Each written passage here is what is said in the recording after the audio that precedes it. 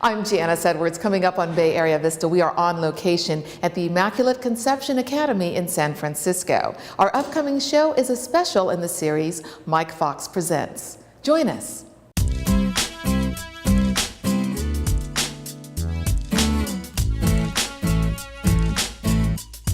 Bay Area Vista, Vista. Bay Area, Bay Area Vista, Vista. Bay Area, Bay Area Vista.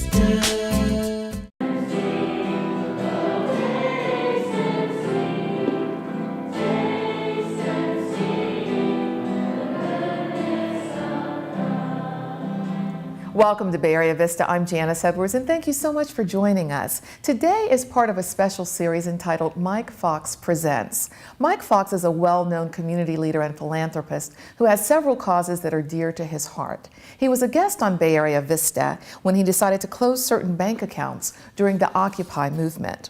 His many awards include an award from Pope John for education and church. And we are on location at a site that combines both, the Immaculate Conception Academy in San Francisco. Sister Lilly Fitzpatrick is the Job Acquisitions Manager. And we are excited to be here today. It's great to see the campus. Lots of wonderful spirits here. Wonderful. Thank you, Janice, and thank you for coming. Oh, certainly. And I mentioned in my intro that this is part of a series for Mike Fox Presents, a special series we're doing. And he and his wife visited the campus, and you two hit it off, I understand. Correct. Mary Ellen and Mike, yes. Yes. And so that was a great opportunity for him to see the programs here. Correct, and see how the Cristo Rey model works. Well, what is the Cristo Rey model? Well, basically, the Cristo Rey model, Cristo Rey means Christ the King. And it's where students complete a full college prep curriculum while also working, job sharing, an entry-level clerical position. So you have 4 students, freshman, sophomore, junior, and senior, who job share an entry-level clerical position. So they all work 1 day per week, but 5 days per month. Because they rotate the Monday between them. And what makes it really unique is all the girls, it's a high school, complete this model of education and 100% go on to college.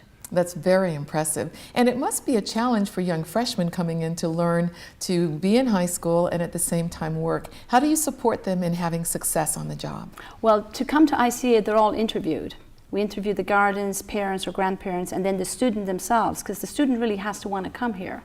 Then we bring them in the summer and we have training. Some of them might need summer school, but everybody who comes to ICA has to go through our MAPS training program.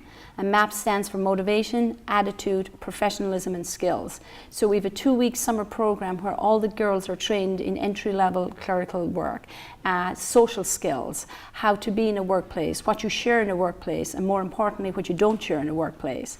How to dress for work, how to do the basic entry-level clerical work, anything to picking up a phone, reception, data entry, faxing, filing, scanning, preparing marketing materials, doing mail runs. All the girls do entry-level clerical work. And I know that you've been here, the school has been here since 1883, but when did this program start? 5 years ago. So we had our first graduation class as a Cristo Rey model last year. Yes, and 5 years ago things were very different here in terms of the financial picture. Give a little background on what was happening at that time and how you decided to make a difference. So basically our tuition was almost $10,000 a year, and we were founded to serve the poor and vulnerable. And we realized we were not being true to our mission. How do you serve the poor and vulnerable with a tuition of $10,000? So we got together as a congregation, Dominican Sisters of Mission San Jose, and said, what are we going to do to come back to what we were founded to do? So we looked into different models of education and found the Cristo Rey model. And that was very right in line with our mission, to educate the poor and vulnerable. And so we did a feasibility study, and to be a Cristo Rey school, there's a criteria. You have to educate the poor and vulnerable. So we were right here in the heart of the mission. That's what we were founded to do, and that's what we always tried to do. Many even of the students who, of the $10,000 tuition, were on huge financial assistance. So we fit the first model to educate the poor and vulnerable. Second, all the girls have to go on to college if you're a Cristo Rey school. Well, we already had that in place.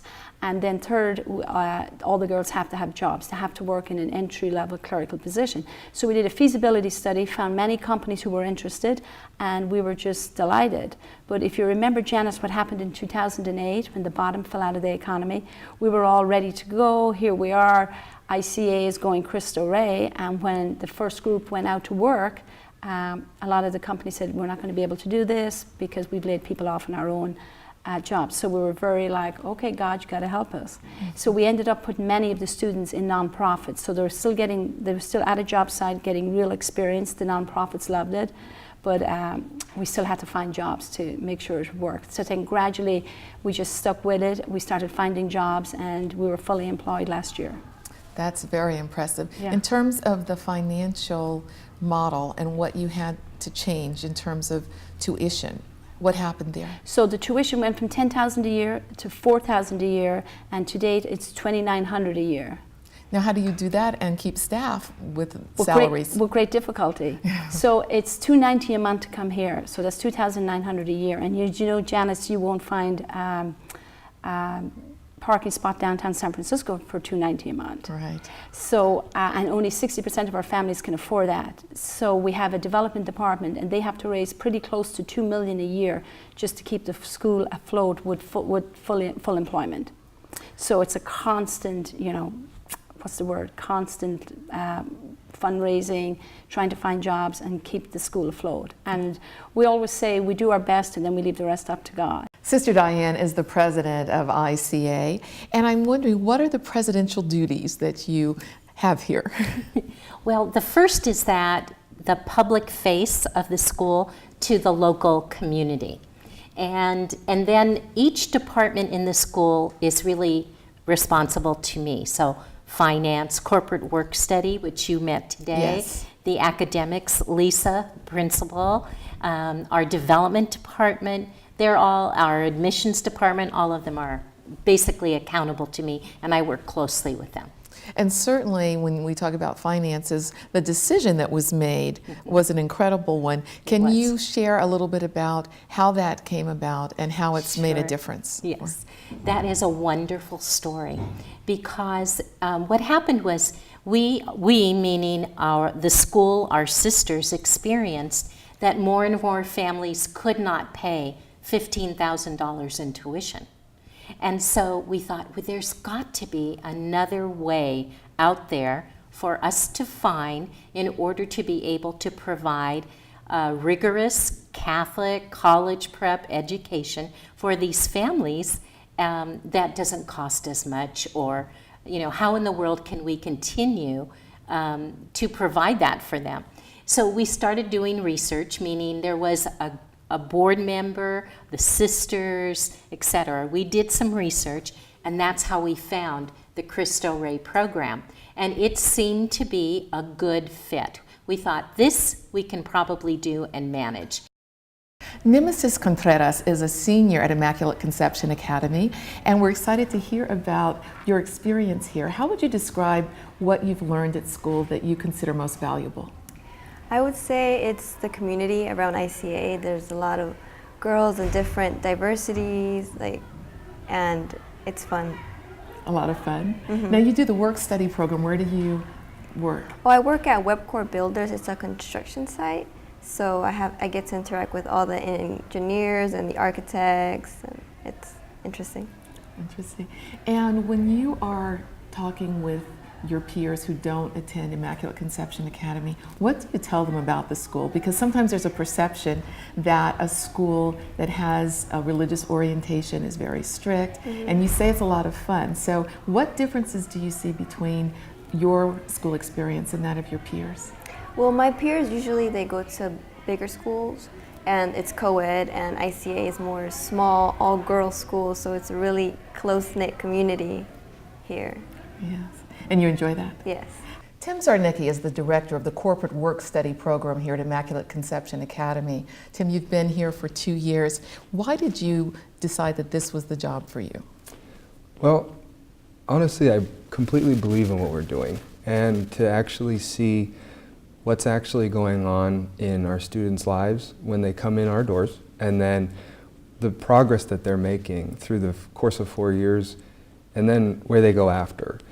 It's not a job for me. You just are part of something that you'll hear it about everywhere we go, that it takes a community to get this done, and I'm just happy to be part of the community.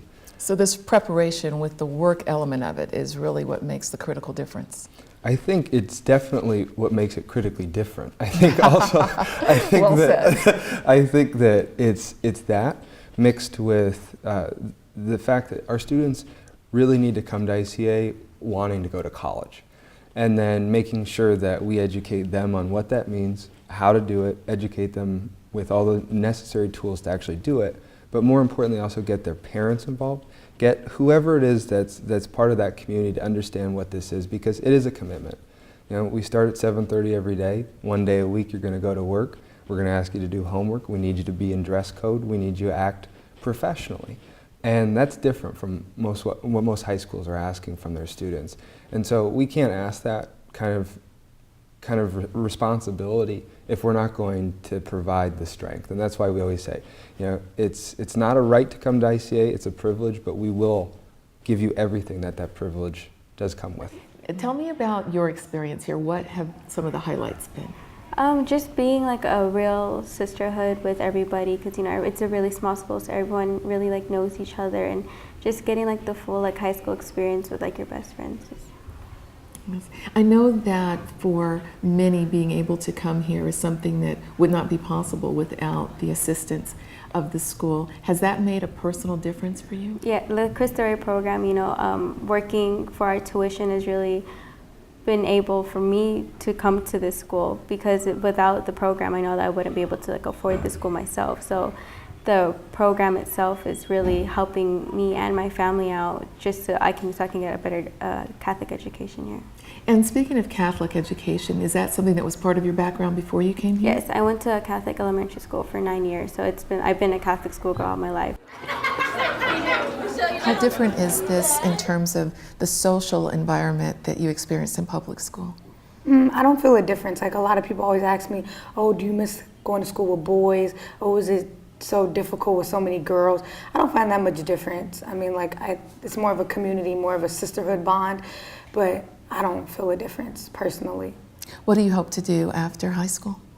I definitely want to go to college, and I have like a few colleges in mind, but I'm not sure what I want to major in, and I have a little bit of time. So you do have a little bit of time, so that's yeah. Right. And I know you also enjoy basketball. Yeah. So tell me about your experience here with basketball. It's difficult, like time management. You have to learn time management here with school, work study, and anything you do outside. Because besides basketball, I'm in BSU, and I'm in a whole bunch of clubs, and I just have to balance my time. I have an after-school job, so I don't have any free time, but everything that I do, I enjoy doing it. Yes, and for people who don't know BSU, explain. Black Student Union. Black Student Union, yeah, okay. It's another sisterhood within our sisterhood, where we just get together, we get to do activities for the school, we get to come together and help each other out. And do you feel like there are particular challenges that the Black students face here? Honestly, I don't. I think we're all treated equally. I think we all have the same challenges with the work study and time management and being at an all-girls school. I feel like we all have the same challenges. What advice would you give incoming freshmen? Well, my sister's a freshman, so I had to really tell her, get ready, coming from our school, be ready. You have to understand that it's going to be a challenge, but you can get through it. It's going to be difficult, but if you work hard, you can achieve anything. Well, I went to a public school where there was 1,000 kids, just 6th grade to 8th grade, and just coming to a smaller school with just 200 girls with 4 grades, it's crazy. So I think that's the most scary part. So a lot more attention in the classroom? Yeah. And how did that work in terms of classes? What are your favorite classes? I think that it helps a lot because the teacher definitely pays more attention to you, the student, and she cares more about if she sees your expression, if you don't understand something, she's just like, oh, you don't understand it? I'm like, yeah, so I think that's very caring about them. So that in that form, even though it was scary in the beginning, Yeah. it's worked well for you. Yeah, it's played In out. terms of the social environment, much smaller, all girls. Yeah. How has that been for you? I came to the school not knowing anyone, so it was 10 times more scary, and I think that everyone was kind of scared as well, so that's what made it even more better, because we kind of related to each other. Yes. What do you hope to do after high school? Have you thought that far yet? Yeah, I've thought about going into the medicine field, and I think that's what I want to do. And you've had experience with work study as well Yeah, this year? I work at UCSF Medical Center, so I've kind of seen like how it works in the hospital and the medicine, and I think it's a very fun experience. And the work study program, balancing that with the classes, how has that been for you? It's been pretty easy because I think freshman year is the easiest, so it just kind of balances out. Let's see. What advice would you give someone who's starting as a freshman next year here?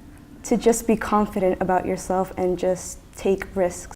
For all the church, that we may be influenced by St. What will Catherine you of take Siena. away as you go away to college as your fondest memories? I just love the school, especially because of the work-study program, because unlike other schools, we go to school for 4 days a week and then we work 1 day a week. So here we really learn how to balance our time. Yes, that's something important for life. Yeah. What do you hope to do after you graduate college? I'm going to be attending UC Davis, so hopefully going to medical school after. That's exciting. Yeah. Why did you choose medical school? I was always interested in medicine, so I thought it would be good for me. And this job also helped me because I'm also working at a biotechnology place. What have you learned in terms of work habits that you think freshmen coming in should know? You shouldn't be shy to your supervisors or any of your coworkers. Like, you have to open up to them because communication is key. That is very key. Yeah. It seems like you have a lot of confidence. Has that developed more since being here, or did you have that coming in as a freshman? Yeah, I was really shy and like in my bubble, but now I've opened up and become more outgoing. Christ, my brother, Holy Spirit, stand by me. Lord, I'm sorry. So today you're having Mass. Tell me a little bit about the speaker. So Charlie Gagan, Father Charlie Gagan, he's an absolute San Francisco icon in my opinion. He was a pastor at USF's Church St. Ignatius, and then he also now helps out at Mission Dolores Academy, and they do a K-8 kind of grammar school experience that is actually prepping a lot of our students before they come into our doors. And so he's on our board as well, and you know, it's another note to just see that you know, it's not a 9-to-5 thing, that we really are depending on an engaged community that comes in a lot of different places, but also just really believe in what we're doing. Lisa Graham is the principal here at Immaculate Conception Academy, and you've been here for 5 years. At the beginning, that was the time that the Cristo Rey discipline was brought in. And Sister Lilly talked with us a little bit about it, but tell us about how that impacted the school when you started. Well, I came in when the sisters had committed to the Cristo Rey program, which was a kind of frightening time as it turned out, since it was such an economic downturn, but the school was committed to move forward with this unique opportunity for young women who wouldn't have otherwise had it. So there was no turning back, and we plunged forward with a lot of wonderful support from the community. So even though we were nervous about moving forward with all the economic unrest, it turned out that the community was ready to support us. Because you were absorbing the cost of tuition that had previously been paid by those attending. Right, right, and we were asking for partnership from local businesses, local corporations to join with us in this venture, and everyone was a little nervous about that in that 9-10 year when so many people were being laid off. But the community opened their arms to our mission, and it was a challenging time because the school, as you know, had existed for 125 years and was steeped in tradition that a lot of people were loath to let go, and yet we managed to maintain the traditions that were so rich and just reshape them to fit the Cristo Rey model. Yes. So we've learned a lot about what it means to be a Cristo Rey school. Clearly, and you've had graduating classes and success stories. What do the students who've left tell you when they return to talk about college? How has this helped them? I think they feel much more confident than they would have otherwise. They feel that they're used to speaking with adults, they're used to problem solving, they're used to just being out in an adult world, and they recognize that. Even the girls who were seniors in that first year, who at first were sort of, why did this happen to me in my senior year? By the end of the year, we're saying, oh my gosh, I'm so glad that this happened to me. I've really gained so much from it. Certainly it's a sensitive issue, but the Catholic Church has had its share of scandals and concerns, and a lot of people, because of that, tend to be wary of the institution overall and the schools. Have you had to address that with parents sending their girls here? You know, not too much, because with the parents specifically, because honestly, what we do, I don't think that it can be mistaken for anything other than the fact that we're following through on a mission to serve an underserved group by giving them an opportunity. And we follow through on the promise that if truly you want to go to college and you go through our program, you will go to college. If you look at the track record, 100% are going to college, 82% to four-year colleges, 18% to two-year colleges. And I think honestly that's the mission of what the church, what faith, what truly believing in human beings is to say, I want to see that potential. I'm going to set high expectations, and we're going to push you and support you to do that through love. Have you had any challenges as a student here that you've had to overcome?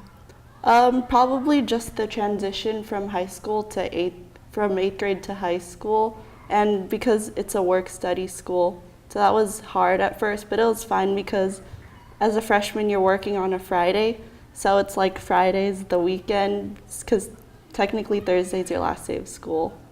Yes, so it's worked out well for you. Mm-hmm. And do you have sisters who attend here as well? I'm an only child. You're an only child, Yeah. So okay, so no comparison there. No. Is there anything that you'd like for people to know about ICA, as you call it here?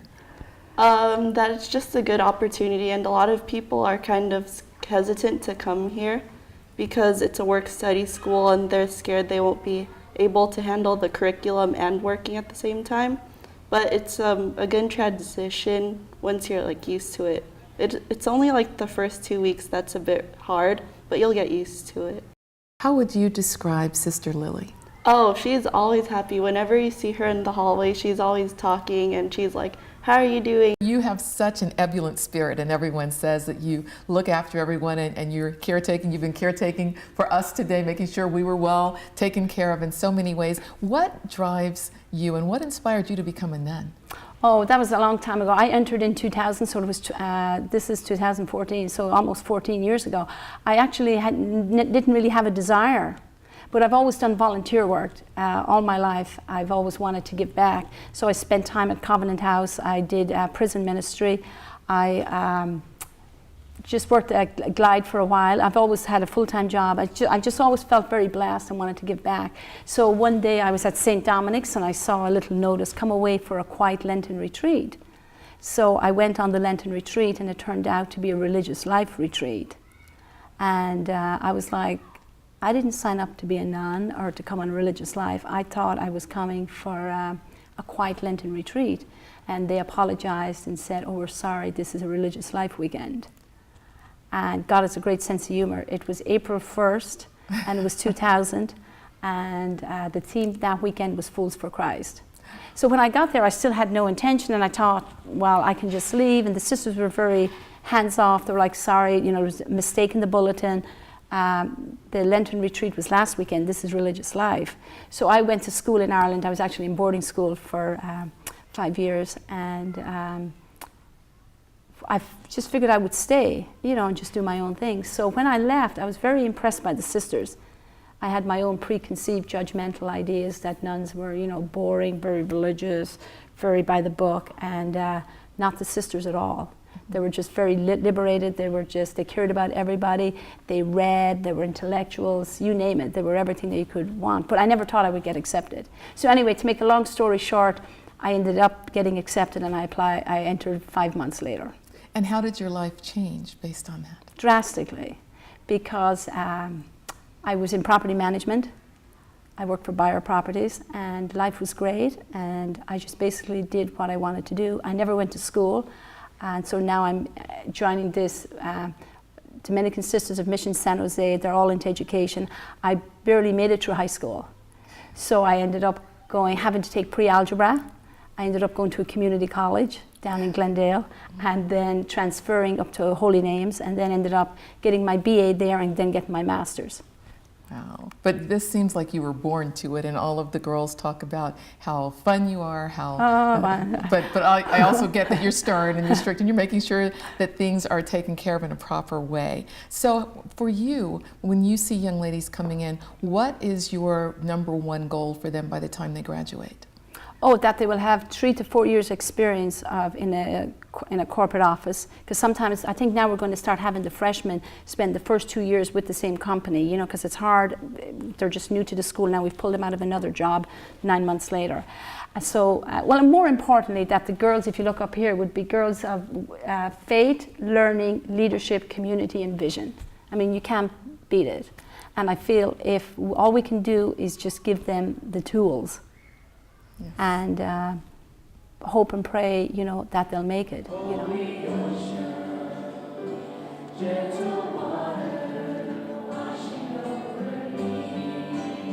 If you'd like more information about Immaculate Conception Academy, we have details on our screen. And that's our show. I'm Janice Edwards. Thanks for all that you do to make our Bay Area the great place that it is. Please join us again next time. We look forward to seeing you then. So I understand from the students that you do surprise work visits. How do those usually go? Yeah, we call them scheduled surprise visits. So we check in with the supervisor, make sure they're going to be there good time so we're not invading. And then we want to make sure the student's going to be there. And we always say, how better does your day get than having me or Sister Lilly sit in your desk and, you know, you come back 15 minutes late for a break, or hey, you know. We just want to make sure that everyone knows that we're involved. It's not like, hey, thanks for doing this, see you in May. You know, that right. we want to make sure that we're part of the process, and that we no one's just out there by themselves. That we want to make sure that we get a chance to check in. Oh my gosh, Sister Lilly is dynamic, creative, persistent in getting the jobs. You know, I mean, that's her main focus is job acquisition, and she loves life.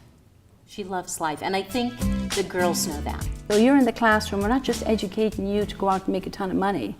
What is it at the end of the day? Of course, we all want a roof over our heads, we all want to be comfortable, but at the end of the day, it's about other people.